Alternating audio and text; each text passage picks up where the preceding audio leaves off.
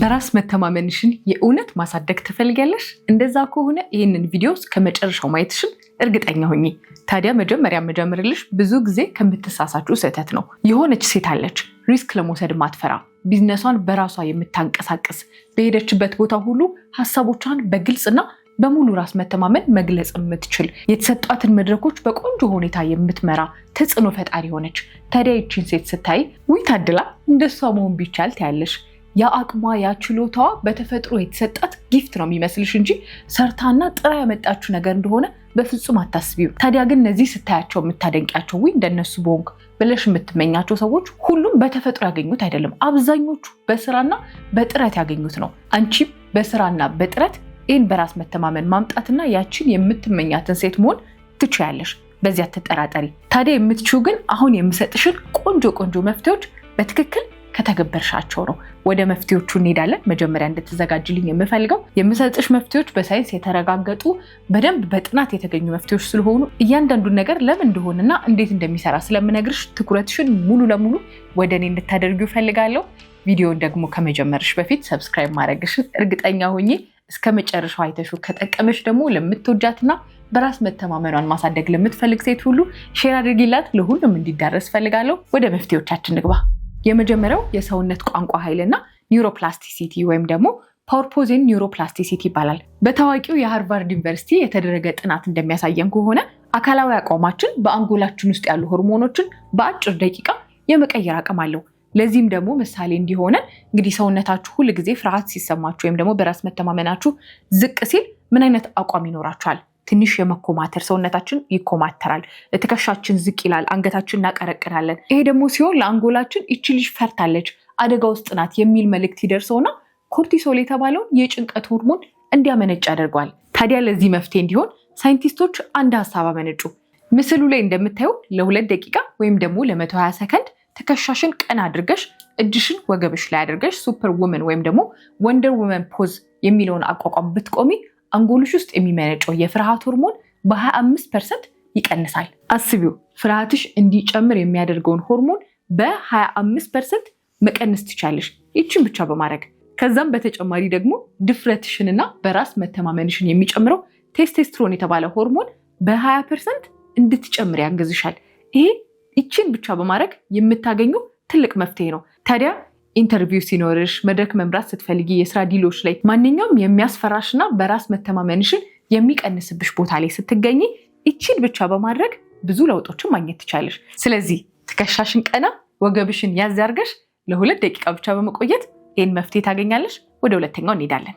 ሁለተኛው ደግሞ የውስጥ ንግግርሽን ማስተካከል ነው። በስነ ልቦና ሳይንስ ይሄ ነገር ኮግኒቲቭ ቢሄቪየራል ቴራፒ ይባላል። ምን ማለት ነው? ውስጣችን ያለ አሉታዊ ድምፅን ወደ አዎንታዊ በመቀየር ስሜታችንና ባህሪያችንን የምናስተካክልበት መንገድ ነው። በጣም በሚገርም ሁኔታ በቀን ውስጥ ከ60,000 በላይ ሀሳቦችን እናወጣለን፣ እናወርዳለን። ታዲያ ግን በጣም የሚያሳዝነው አብዛኛውን ፐርሰንት የያዘው ኔጌቲቭ ወይም ደግሞ አሉታዊ ድምፅ ነው። አልችልም፣ አይሆንልኝም፣ አይሳካልኝም፣ ወድቅስ፣ ብከስርስ የሚሉ ድምፆች ናቸው። አእምሯችን ደግሞ እውነትና ውሸትን በፍጹም አይለይም። አንዴ አልችልም የሚል ድምፅ ከሰጠሽው እንደማትችይ የእውነት ይቀበልና እንድትፈሪ፣ እንድትዝያ ያደርግሻል። ታዲያ ይህንን ነገር ማቆም እችላለሁ ወይ ወይም ደግሞ ይህንን ድምፅ ማስቆም እችላለሁ ወይ ካልሽ አይቻልም። ነገር ግን መቀየር ይቻላል። እነዚህ አትችይም፣ አይሆንልሽ የሚሉ ድምፆች በተለያየ ጊዜ በተለያየ ሁኔታ ሊመጡ ይችላሉ። ታዲያ ግን እነዚህ ነገሮች ሲመጡ፣ በተለይ ደግሞ አዲስ ነገር ለመጀመር ስታስቢ እንደማትችይ፣ እንደምትከስሪ፣ እንደምትወድቂ ሲነግርሽ ምን ታደርጊያለሽ መሰለሽ? አዎ ይሄ ነገር ለእኔ አዲስ ሊሆን ይችላል፣ እስከዛሬ ድረስ አድርጌውም ለምጄውም አላውቅም፣ ነገር ግን አሁን ስጀምረው እማርበታለሁ፣ እየተማርኩኝ እያወቅኩትና እያደግኩበት እሄዳለሁ ብለሽ ንገሪው። ይህንን ስትነግሪው እመኚኝ እምነትሽ ይቀየራል። እምነትሽ ሲቀየር ደግሞ ማንነትሽ ይቀየራል። ማንነትሽ ሲቀየር ደግሞ ያችን አይተሻት የወደድሻትና በሆናት ብለሽ የተመኘሻትን ሴት ስትሆኚ ራስሽን ታይዋለሽ። ወደ ሶስተኛው እንግባ። ሶስተኛው ደግሞ ትንንሽ ድሎችን ማጣጣም ነው። ይሄ ምን ማለት ነው? አእምሯችን የራሱ የሆነ ሪዋርድ ሲስተም ወይም ደግሞ የሽልማት ማዕከል አለው። ትንንሽ ነገሮችን ስናሳካ፣ የሆኑ ነገሮችን አቺቭ ስናደርግ የሚያከብርበት ወይም ደግሞ ራሱን የሚሸልምበት መንገድ አለው። እነዚህ ትንንሽ ድሎች፣ ትንንሽ ስኬቶች፣ ትንንሽ ሽልማቶች ዶፓሚን የሚባል የደስታ ሆርሞን እንዲያመነጭ ያደርገዋል። ይሄ ሆርሞን ደግሞ ለቀጣዩ ስራችን ድፍረትና በራስ መተማመን እንዲሰጠን ያግዘዋል። ታዲያ ብዙ ጊዜ የምንሳሳተው ስህተት ትንንሽ ነገሮችን ስናሳካ ብዙም ትኩረት አንሰጠውም። በቃ ትልልቅ ነገር ማሳካት እንዳለብን፣ ለትልልቁ ነገር ብቻ መሮጥ እንዳለብን ነው የሚሰማን። የሆነ ድርጅት ካልከፈትሽ፣ የሆነ ሚሊዮነር የሚያደርግሽ ነገር ካልሰራሽ ራስሽን አትሸልሚም፣ ወይም ደግሞ በራስሽ ኩራት አይሰማሽም። አንድ ትንሽዬ ነገር ልንገርሽ። ዛሬ ጠዋት 11 ሰዓት እነሳለሁ ብለሽ ለራስሽ እቅድ ከሰጠሽውና ያቺን ነገር ካሳካሻት ለራስሽ ድል እንዳደረግሽ በደንብ አድርገሽ ንገሪው። 3 ገጽ መጽሐፍ አነባለሁ ብለሽ የምርም ያንን 3 ገጽ መጽሐፍ በስርዓት ካነበብሽው ዛሬ አንቺ ስኬታማ ቀን አሳልፈሻል ማለት ነው። በቀን ውስጥ ያቀድሻትን እያንዳንዷን ጥቂቷን ነገር ለምን ትንሽ የምታያት ነገር አትሆንም? ብቻ ግን አቅደሻት እስካደረግሻት ድረስ ለትልቁ ነገር የምታደርስሽ እሷ ናትና ይህን ነገር እኮ አሳካኝ ብለሽ በራስሽ ኩራት ይሰማሽ። በራስ መተማመን በአንድ ጊዜ የሚገነባ በአንድ ቀን ውስጥ ልትፈጥሩ የምትችው ነገር አይደለም። በእያንዳንዱ የቀን ተቀን እንቅስቃሴሽ ውስጥ እየገነባሹ እያሳደግሽ የምትሄጁ ነገር ነው። ስለዚህ በእያንዳንዷ ጥቃቅን ስኬቶችሽ ደስተኛ ሁኚ፣ በራስ መተማመንሽን ገንቢ፣ ስኬታማ ሁኚ። 4ኛው መጋፈጥ ነው። ፍርሃትን የምታሸንፊው በመሸሽ ሳይሆን አይኑን እያየሽ ፊት ለፊት በመጋፈጥ ነው። ይህንን ስልሽ ሁሉ ነገር በአንድ ጊዜ አድርጌ አይደለም፣ ነገር ግን በትንሽ በትንሹ እየተጋፈጥሽ ሂጂ። አደጋ የሚመስሉሽ የምትፈሪያቸውን ነገሮች ትንሽ ትንሽ እያረግሻቸው ስትሄጂ አይምሮሽም አደጋ መሆኑን ትቶ የለመደው ነገር እንደሆነ እንዲሰማ ያደርገዋል። አንድ ምሳሌ ልንገርሽ። ሰዎች ፊት መናገር የምትፈሪ ከሆነ መጀመሪያ መስታወት ፊት ቆመሽ ለራስሽ ማውራትን ልመጂ። በሁለተኛ ደረጃ ደግሞ ቅርብ የምታያቸው ቤተሰቦችሽ አካባቢ ትሄጂና 1-3 ሰው ሊሆን ይችላል፣ ለእነሱ ፕሬዘንት አድርጊላቸው።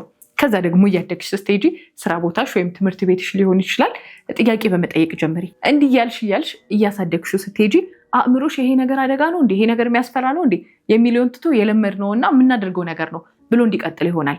ሌላም ደግሞ ምሳሌ ልንገርሽ። በህይወትሽ በጣም የምትፈሪው ትልቁ ነገር ምንድን ነው? እስቲ ሁላችንም የምንፈራቸው ነገሮች የተለያዩ ናቸው። ስለዚህ በጣም በህይወትሽ የምትፈሪውና መቼም አላደርገውም ብለሽ የምታስቢውን አንድ ነገር ብቻ ሄደሽ ለማድረግና ለመጋፈጥ ሞክሪ። ይሄ ደግሞ አደጋ የሚጥልሽ እንዳይሆን ተጠንቅቀሽ፣ ግን ደግሞ ፈራዋለሁ ባደርገው ግን ብዙ ነገሮችን ይቀይራል ብለሽ የምታስቢውን ነገር ትንሽ ትንሽ እያደረግሽ ፕራክቲስ አድርጊው። እመኝኝ፣ ያንን በጣም የምትፈሪውን ነገር መጋፈጥ ከቻልሽ ሌሎች ነገሮች በፍጹም እንደማያቅቱሽ አይምሮሽም ያምናል። ስለዚህ በትንሹ መጋፈጥ መጀመር ተለማመጂ። ወደ 5ኛውና ወደ መጨረሻው እንሄዳለን። 5ኛውና የመጨረሻው ደግሞ የ5 ሰከንድ ሩል ነው። ይሄ ምን ማለት ነው? አንዳንድ ነገሮችን ለማድረግ ስታስቢ፣ ለምሳሌ ለሆነ ቢዝነስ የሚጠቅምሽ ሰው ጋር ልደውይ ይሆናል። ልክ ልደውይ ስታስቢ አይምሮሽ ምን ይነግርሻል? አይ ሰውየው ባይቀበልሽስ፣ ባይሰማሽስ፣ ኧረ ብትዋረጂስ፣ እምቢ ብትባይስ የሚል ድምፅ በጣም ይመጣና ያስፈራራሻል። ያኔ ለመተው ትወስኛለሽ። ስለዚህ የምትፈልጊውን ነገር ለማድረግ ስትሄጂ የሚረብሹሽን ድምፆች አስቁመሽ ወደ ውሳኔ ለመግባት ከፈለግሽ ይህን የ5 ሰከንድ ሩል ተጠቀሚው።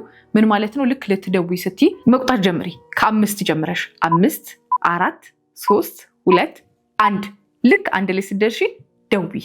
ወይም ደግሞ ልታደርጊ ያሰብሽውን ማንኛውም ነገር ወስኝበት። ምንም ማቅማማት ምንም ሳትይ አእምሮሽንም አወዛግቢው። ልክ ያንን ነገር ከወሰንሽ በኋላ ለሚመጣው ነገር ሪስክ ውሰጂ። ምንም አትፍሪ። የ5 ሰከንድ ሩልን ተጠቀሚበት። ታዲያ የነገርኩሽን እነዚህን ሁሉ ሀሳቦች ወደ ተግባር ካስገባሻቸው ያለ ምንም ጥርጥር በራስ መተማመንሽን አሳድገሽ ያችን የምትፈልጊያትን ሴት እንደምትፈጥሪያት ሙሉ እምነት አለኝ። ከነገርኩሽ ከ5 ስቴፖች ውስጥ የትኛውን ወደድሽ? የትኛው ሞር ኮምፈርታብል ሆኖ ተሰማሽ? እስቲ ኮመንት ላይ ጻፊልኝ። እና ደግሞ በጣም ለምትወጃት፣ ለምታከብሪያት፣ በራስ መተማመኗ እንድታሳድግ አቅሟ እንድታወጣ ለምትፈልጊያት እህትሽ፣ ጓደኛሽ፣ እናትሽ ወይም ልጅሽ ሼር አድርጊ። ለብዙ ሴቶች እንዲዳረስና እንዲጠቅም ስለምፈልግ ሼር መደራረጋችሁን፣ መተባበራችሁን በፍጹም ቢሆን አትዘናጉበት። በቀጣይ ደግሞ በቆንጆ ቪዲዮ እመጣለሁ። እስከዛው መልካም ጊዜ ይሆንላችሁ።